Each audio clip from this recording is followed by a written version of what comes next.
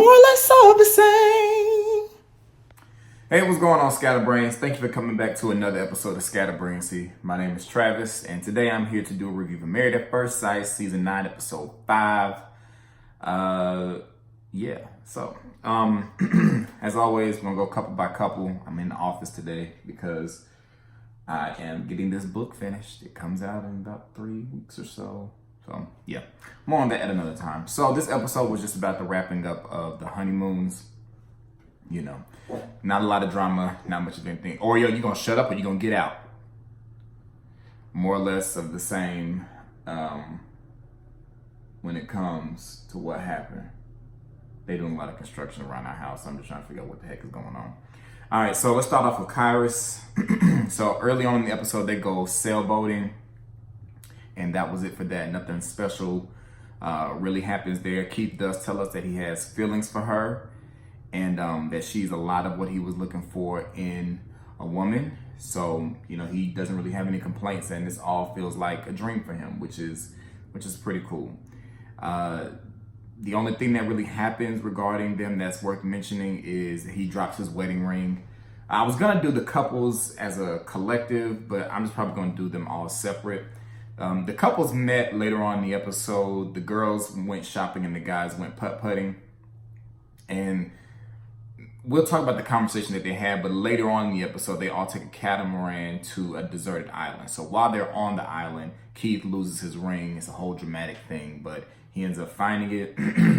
And then that evening, they talk about what they think life will be like going back to Charlotte because they show us the end. Well, it shows everybody packing to be able to come back to Charlotte. So they probably have the least stuff happen in this episode. All right, so moving on to Jezebeth.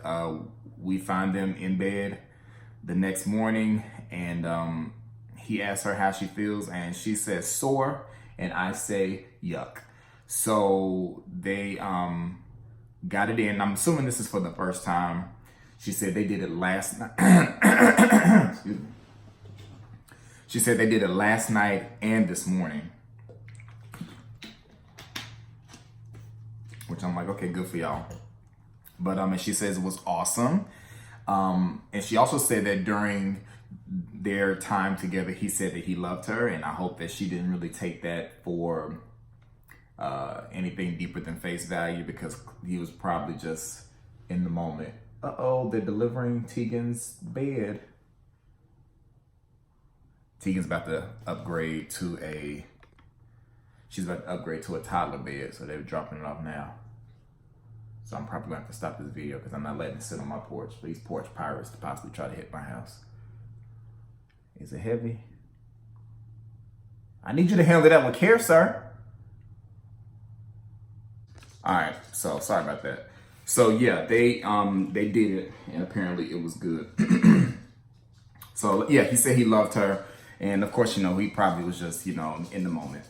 So she says that she wants to make sure that they didn't consummate their marriage too soon because she wants to make sure that he's in it for the right reasons. But she is starting to have feelings like this may be love at first sight for her. And I wrote something down. I just want people to know that when I make jokes about different people on this show, I'm not doing it from a place of trying to hurt anybody's feelings. It's just like random thoughts that pop into my head while I'm watching the show. And I wrote down hairless cats because I felt like when they were laying in bed, they reminded me of two hairless cats. And that's just what it is. So in discussing them possibly going on the catamaran later on in the day, she discusses that she's scared to go out in the water. I guess Elizabeth prefers to be on land just in general. So they actually go on the catamaran later on in the episode, and it's just not going well for her. She's really bothered by the motion, and she's getting sick, and Amber is starting to feel that same way as well. Because from what we can see, the water is really, really choppy out where they are. So she ends up saying, F you, but he's just trying to keep things lighthearted. When they actually get to the deserted island, not much happened with them. You know, they did have like a little short interview with them, but it wasn't anything to talk about in this video. So when they finally get back later on in the evening from their excursion out at the deserted island, she just kind of gets off the boat and leaves because she's just happy to be back at the dock and she's just done with it. And they kind of get into a little issue that's off camera, which all of the issues that happened on this episode all happened off camera. But the next day, she acknowledges that she wasn't very nice to him, and he acknowledges that he kind of pulled away to try to give her some space. And they both, accept the fact that they were feeling some kind of way, and they probably went about it the wrong way, and they apologize and they move on. And she does say that she's in love with him. I believe I heard her say that she's in love with him, and she is looking forward to them moving in together. So that is what happened with Jezebeth. Again, not much happened on this episode. So moving on to DeGory. As you remember, the last episode or the episode before that, she asked him not to give her so many compliments. So at the beginning of this episode, she is celebrating the fact that he hadn't given her a compliment that day, which is the strangest thing to me. Even when the wives met up later in the episode, Iris was telling her that she should just take it all in because in 5 years she might be wanting those compliments. And I just can't imagine any person, male or female, not wanting to receive compliments from their significant other. It's just, maybe it's a 10-year thing, I don't know, but it's just strange to me. But they also discuss faith in God and what church they attend. He attends Elevation, which is essentially like a mega church here, but it has satellite campuses. But she attends Bedside Baptist, which is nowhere. She does not have a home church.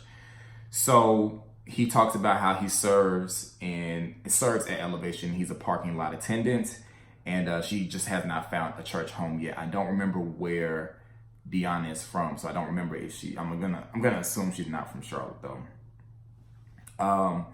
Even though they don't go to the same church, Greg's vision for his family was that him and his wife would be able to worship together, which makes total sense because I don't believe that a couple can be truly successful if you're not on the same page, especially when it comes to faith and spirituality. I think that's something that you just really got to be there together for.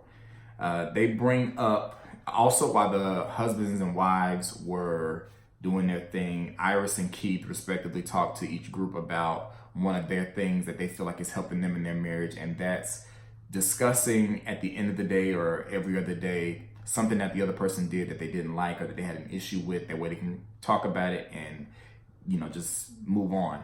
But DeGory doesn't really feel like it's something that they don't think it's a exercise that they would use. So at dinner later on that evening, after the deserted island, I don't even know what they did on the deserted island. I don't know if we ever saw them on the deserted island, and if we did, it was forgettable. But they talk about what their living arrangements are because, like I said, this is the last day of the honeymoon and everybody's getting prepared for life back in Charlotte. He owns his home. She owns her own townhome. So that's something that they're both very happy about. They both have their own. But the expectation is that she's probably going to move in with him. And she's just hoping that it's going to become their home and it's not her moving into his home. And I totally understand that because when I married Carmen, she moved into the house that I bought when I was single. And granted, I wanted her to feel at home and feel like, this is ours. I still think it's just difficult to do that when someone has been there for so long. So, if they're together long enough, the best thing would probably be either to let her redecorate the whole thing or just to go get something new altogether. They talk about, have you ever lived with a significant other? Which sparks the conversation about the fact that he had an ex-fiance, which this is clearly something that Greg did not tell Deanna about. Being that this is like day 5 of the honeymoon, you would have thought that was something he kind of would have mentioned earlier, but maybe he was hoping that he was going to have an opportunity to talk about it at some other time. But it surprised Deanna that he has an ex-fiance, and with her not have been in the game for 10 years is making her feel a kind of way, but she's trying to, keep herself calm and not go off the deep end, which she probably did. She just didn't tell us. So she asked him for more information about it, and he says that it wasn't his plan. He tells us it wasn't his plan to talk about it at dinner, but he says they were together for 4 years. It was a very toxic relationship. He had a lot of insecurities, which caused him to be controlling. And he ended up seeking therapy over that. And since that situation has been over, he had been single for 2 years. And Deanna's logic for wanting to ask about it was like, she was like, I never had a fiance before. And I'm like, clearly, man, you never had a real boyfriend before, you know, let alone anything else. You definitely ain't had no fiance, and you definitely ain't had a real boyfriend if you ain't been with nobody in over 10 years and you 30. Because I just don't believe 18, 19 is a real adult relationship, in my opinion. So we know you ain't never had a fiance before because you ain't never had a boyfriend either. All right, so, but she says that she's going to try not to judge him. And Greg tries to do the old switcheroo. He tries to turn things on it real quick. He said, you know what, God just had other plans. You know, he knew you were coming. So, you know, that's why that didn't work out. So I guess it worked. And finally, Mamber, they go snorkeling early on in the episode. She says that she doesn't fully trust him yet because she does have a little bit of trust issues. And she can't say that she's fallen for him fully, which I think is the most honest. Not necessarily the most honest, but I think that's the most realistic way to be in a situation like this. You know, not in the Jezebel state of mind, who is just, you know, the euphoria is just really hitting them hard. But, you know, she's on her way there. And this is when we get somebody say, I got married at first sight, because from my count, I only heard them say it in this episode. I didn't hear anybody else, but I was okay hearing it in this episode because I hadn't heard it in the last few. So I did not write down why he got married at first sight. Y'all can go look that up yourself. But they talk about, as everyone else, how they think things will be after the honeymoon. And everybody thinks there's not going to be anything to worry about and everything's just going to be peaches and cream. He was a basketball, or is a basketball player overseas, but he is going to work on a mobile detailing business in Charlotte.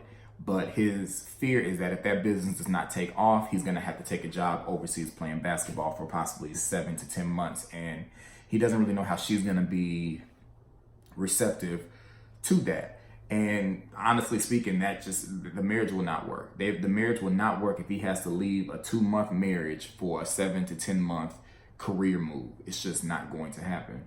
So he brings that up to him. He brings that up to her. And she says that it'll be hard and she doesn't know how to work out, but she says that it'll probably be a deal breaker, and it triggers something in her related to her mom. Because if y'all don't remember, her mom left when she was young for another woman.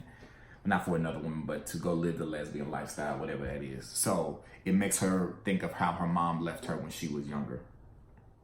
But things go a little bit left kind of when she tells him that she thinks that they can make his business plan, Oreo, she thinks that they can make the business plan work because she makes $80,000 a year. I don't remember what she does. Somebody can tell me down in the comments what she does when she's making $80,000, and that way he can focus on his business. Now, in another scene that doesn't happen on tape, apparently that comment triggered him in some way and made him feel like she was humiliating him. I guess because she said it in front of the cameras, and he took it as her saying, I'll take care of you, or something to that effect, because we don't really get to see what their disagreement was.